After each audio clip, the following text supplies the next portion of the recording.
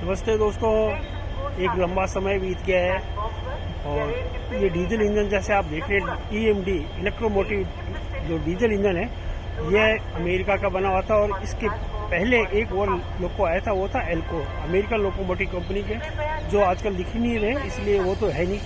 और ईएमडी के बाद ये नया वर्क हॉर्स आगे है WAP7 जैसे वलसाड का खड़ा है।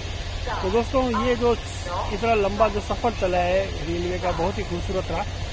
और जो अब मिसिंग हो गया इन दोनों इंजन के बीच में WDM3A WDG3A, वो उनके पहले ट्विंस आया करते थे, जो कृष्ण राजापुरम के आया करते थे, ईरोड के आया करते थे, बहुत ही खूबसूरत लोको आया करते थे, जिसका आजकल आना ही बंद हो गया। तो उस लोको को याद दिलाने के लिए एक छोटा सा वीडियो मैं अपना पुराना जो अनपब्लिश रहा हुआ है वो आज आपके साथ शेयर कर रहा हूँ। आपको लगेगा, आनंद आएगा।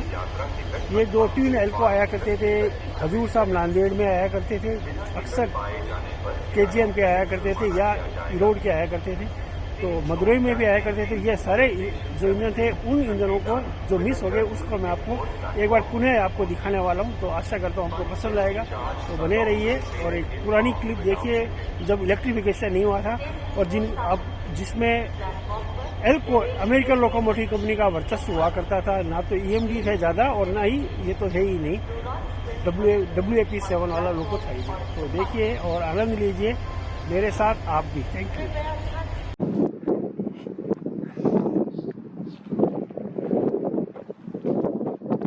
नमस्ते फ्रेंड्स, आज हम बीकानेर से लगभग 14 किलोमीटर दूर रुद्रामसर की तरफ आ गए हैं। चारों तरफ आपको डेजर्ट दिख रहा है, पूरा बियावान एकदम डेजर्ट इलाका, कोई पानी का एहसास नहीं, कहीं कोई आदमी दिखता नहीं। और यहाँ पर आज संडे है और संडे को आज 12/496 प्रताप एक्सप्रेस जो हावड़ा से आ रही है बीकानेर के लिए।